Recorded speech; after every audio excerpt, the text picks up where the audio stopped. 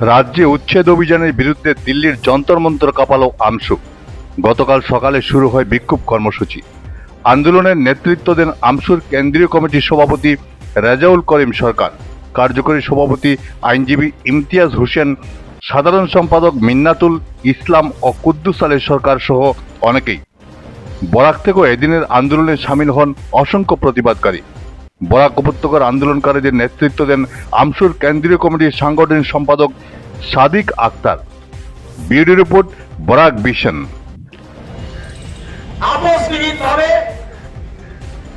আমি সংখ্যালঘু জনগণের হই যে পুষবেগর নামত অত্যাচার, যে বিবেকীর নামত অন্যায়ের অত্যাচার আর যে ধরনের অমানবীয়ভাৱে দানৱীয় কায়দাৰে হত্যা সংখ্যালঘুসকলক যাতায়াতিক পৰিৱেশত জীয়াই থকাৰ পৰিৱেশ সৃষ্টি হিমন্ত বিশ্ব শৰ্মা ডাঙৰীয়াই কৰি আছে।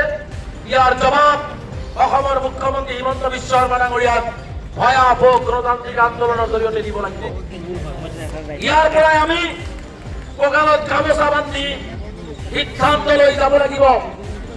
দিল্লীৰ লগতে ৰাজ্যৰ বিভিন্ন প্ৰান্ত, ভাৰতবৰ্ষৰ বিভিন্ন ষ্টেটত, আমি কলকাতা, মহাৰাষ্ট্ৰ, কৰ্ণাটক, গুজৰাট, উড়িষ্যা, মধ্যপ্ৰদেশ সকলতে আমি সামাজিক সংগঠন, ধৰ্মনিৰপেক্ষ ব্যক্তি, ৰাজনৈতিক অৰাজনৈতিক ব্যক্তি আৰু সংখ্যালঘু সংগঠনসকলৰ লগত ইতিমধ্যে কথা আৰম্ভ কৰিছো।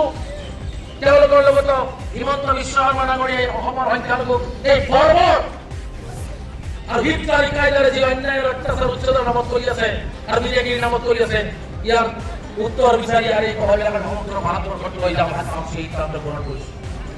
ইতিমধ্যে মই আজি ঘোষণা কৰিছো, আগতেও ঘোষণা কৰিছিলো, দিল্লীৰ পৰা গৈ প্ৰতিজন আমসুৰ কৰ্মকৰ্তাই নিজৰ নিজৰ অঞ্চলত কব যে আমসুৱে 6টাকে গণপ্ৰতিবাদী সংগ্ৰামী সভা আহ্বান কৰিছে।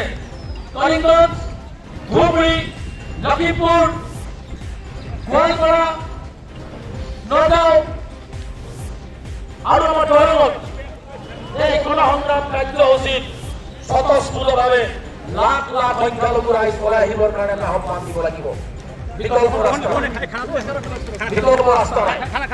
গতিকে আমি যে আন্দোলনৰ কাৰ্যসূচী আমসুৱে গ্ৰহণ কৰিম, সেই আন্দোলনৰ কাৰ্যসূচীত সকলো আমসু কৰ্মকৰ্তাই সহযোগ কৰিব বুলি আশা ৰাখিছো।